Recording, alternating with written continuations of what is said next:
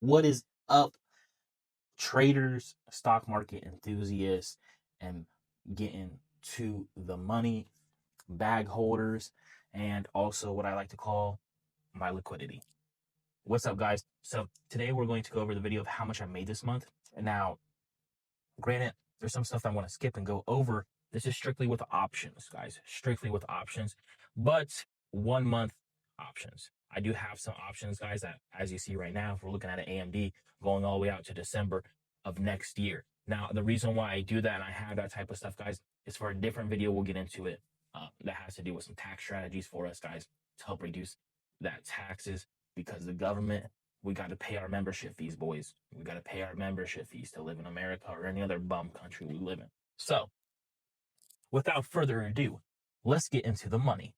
So, first and foremost, we have a HIMS put at $49. Now, guys, remember, if you guys are new to options, please go back and watch some of my free courses that I have released on YouTube. One contract equals 100 shares. So when it says an average credit, that typically means per share. Okay. Now, we have one contract at HIMS at $49. Expiration date is at the end of this month of October. Received $1.88 per share.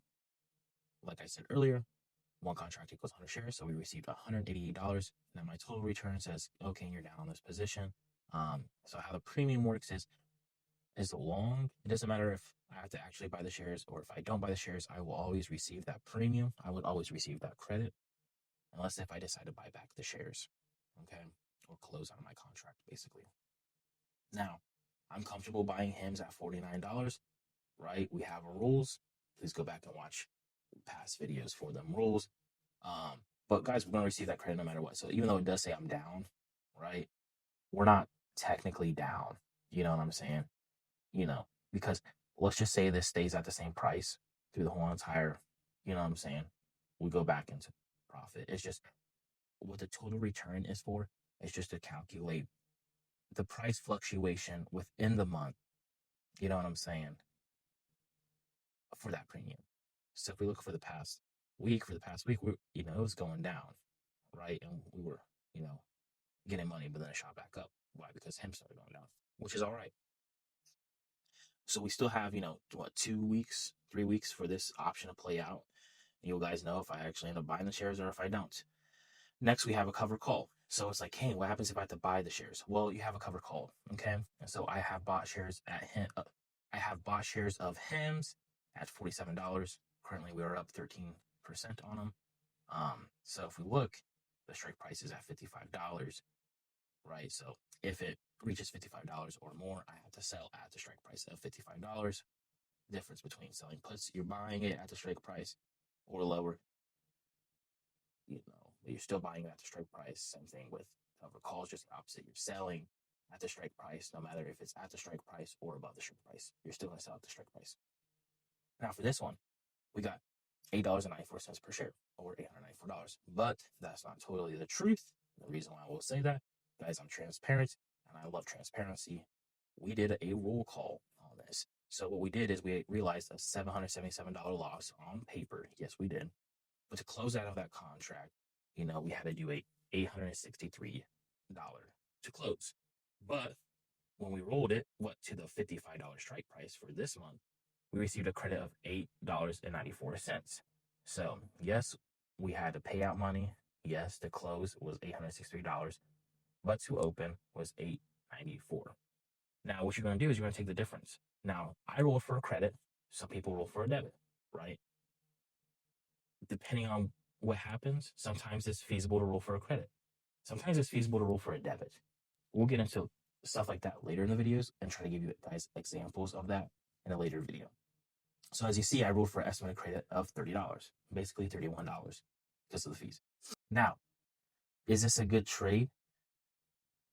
Credit-wise, no. But if this did go through at $55, I would have gave myself an extra $400, right? Although it does say, Kane, you have experienced and realized loss, that's just on paper, which is true. But if it does go through and it does sell for $55 at the end of the month, guess what? We had not only gotten $31, right? But we also got $400 upon the difference of what we would have sold for versus what we were currently selling for. So an extra $400. All right. Now Hims is down, right under there. They tanked a little bit, but that's fine, guys. That's fine.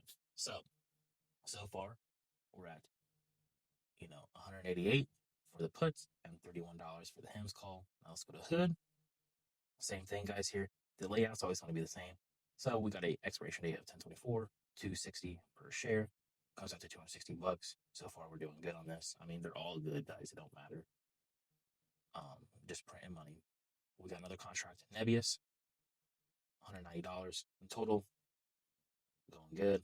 Nike, we're going to skip Nike because, that's December 26th, just like we're going to skip AMD. This is just for monthly options, guys, just to show you monthly plays. Next, we got QXO. This one, I'm starting an equity position, which you guys know how I feel about equity positions. I don't really play equity positions, but if I trust in the stock and I believe in the stock, like you have guys seen me rip on Palantir, SoFi, Meta, gosh, what else? Guys, I just have so many winners, guys. It just gets tired of winning. But QXO in the long term, guys, it's going to be a winner. My friend that showed me Nebius, which is up, I think he's up 30K this year. He's doing great. He recommended QXO, and that's the power of having friendship, and that's the power of coming out here and building upon one another and sharing each other. So we share each other's plays. So he recommended this to me. I didn't even know this stock existed, right? But he's like, Kane, this is a good play. I did always do your due diligence. And I'm like, yeah, let me start building an equity position and start selling puts on it. So we sold, right, a contract of 3. So we got 3 contracts at an average credit of $35 per contract, which brings that total to $105.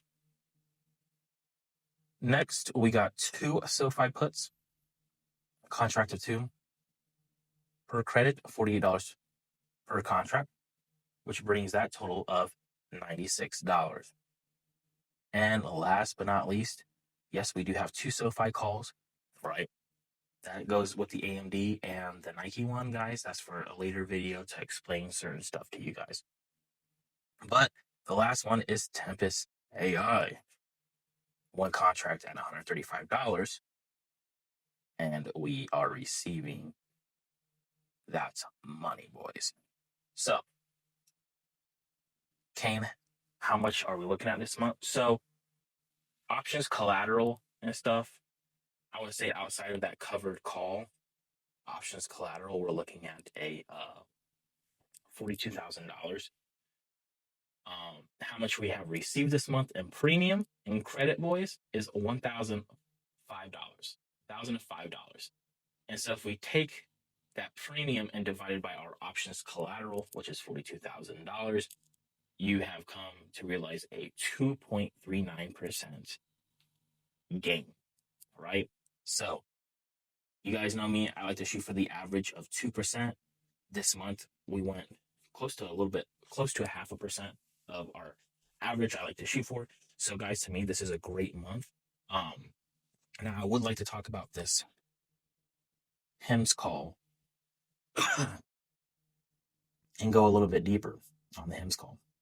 So yes, it did kind of tank Friday, right? And then you see a little bit of recovery after hours. It's starting to go back up. News is news, guys. For some people, it might be an ample opportunity to get into Hims just off that almost 8% drop. But what I would like to do, and what I would like to say and go over in this video, okay? If I was to sell this call, me personally, how I track, guys, and this is how I just track my stuff, I don't put, if this contract does go through and it's like, can you have to show it, let's say Hims rebounds and it goes back to like $56 at the date of expiration, which is 10/31. Let's say Kane, it goes to $56. Okay, I have to get rid of my shares at 55. Or let's say it goes to 60. I still got to get rid of my shares at $55, right? Same thing with buying a put. If I bought a put and I bought a put, for the Hims at like what, $49, like I said, but it goes to 45, I still got to buy at 49, right? But the cool thing about this is prices fluctuate, guys, no matter what. And so this is how we're able to generate cash flow from price fluctuations, right? And like what I said, hey, for me, I try to get an average of 2% a month, right? What does that come out to? That comes out to 24% a year. If we go look at the SPY and everything, year to date, 13.61%. Year to date, 10% basically on the Dow. And year to date, almost 17.26%. So the QQQ is going up, right? SPY and the Dow, they're lagging a little bit. But let's go off of my year to date.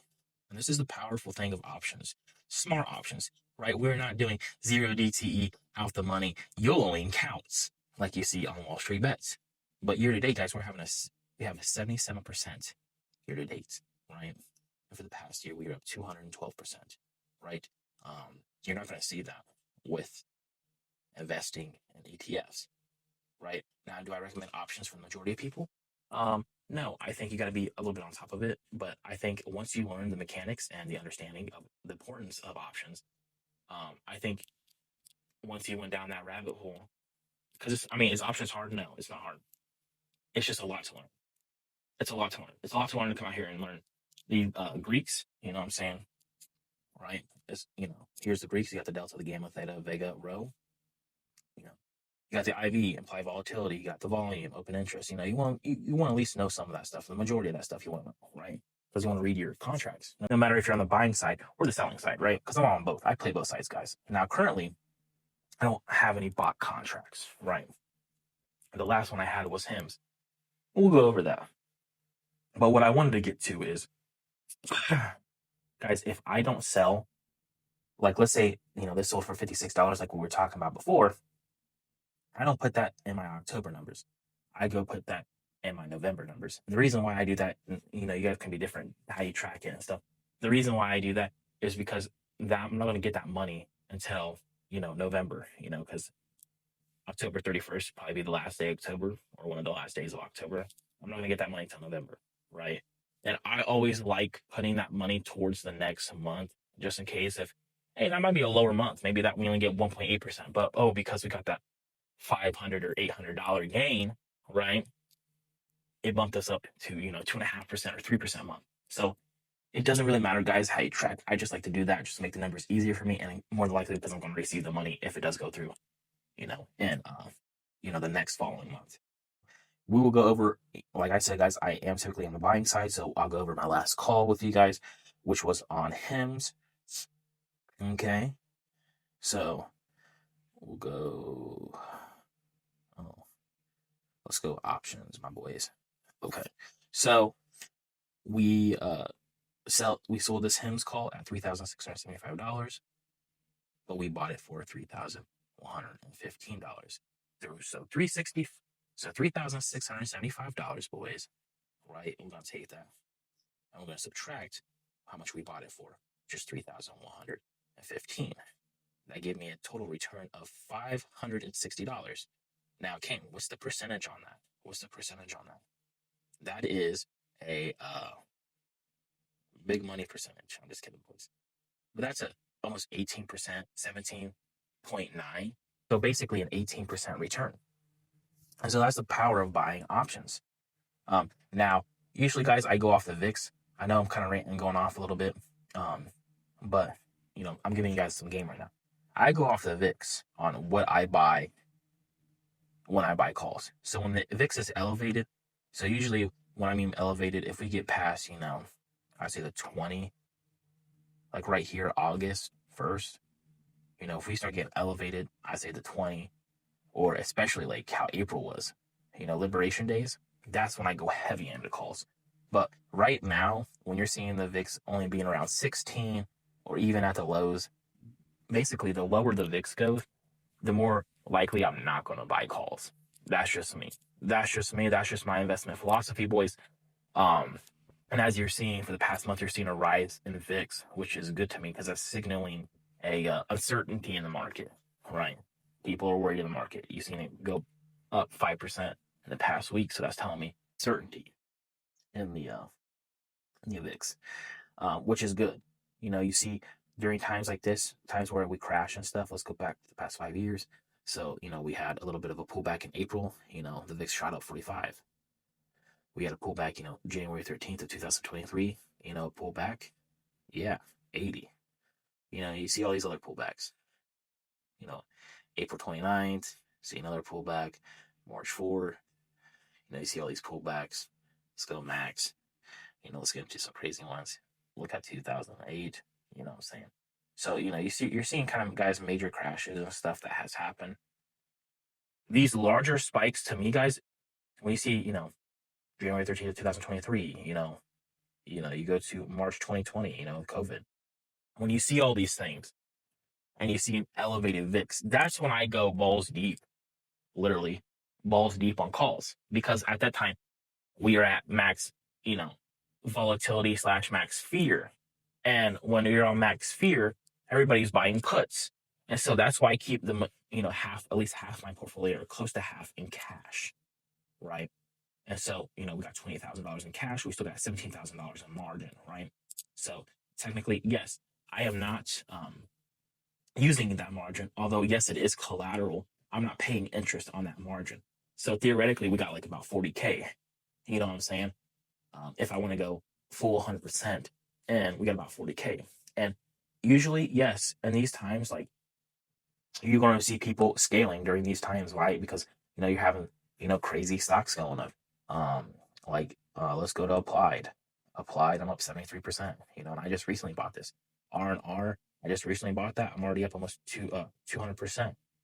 Granted, I didn't put that much, plays in there because I just bought it to watch it, and then, and then it's just like, well, it shoots up 200% or 100%, guys. SoFi, you guys know about SoFi. I had more shares than this, right? But I sold, right? And I got some in my equity portfolio, like I showed you guys, right? Year to date, 68%, guys. Palantir has been ripping. Year to date, 130%. Past year, 340%. That's how I got the majority of my money. Let's look at my homie stock. Well, my boy told me about Nebby. Look, Nebby, year to date, 357%. Like, I remember this dude's telling me about Nebius when it was right here, boys. Right? And I just didn't have the capital at that time to sit here and put towards, because I was trading options and doing options, right? And I was like, man, I don't really want to dive into equity plays, which I should have. You know what I'm saying? I'm not saying I regret doing that, because I feel like my best trades are ahead of me. But we missed out on some money. But guys, year to date, we're up 30K. You know what I'm saying? I'm not gonna sit here and complain. Oh, okay, we're up 30K, bro. So when pullbacks happen and stuff like that, which, guys, if you're staying here, please watch the next video, because we're going to talk about that, how to capitalize off market crashes. So without further ado, guys, I love you guys. Have a great day.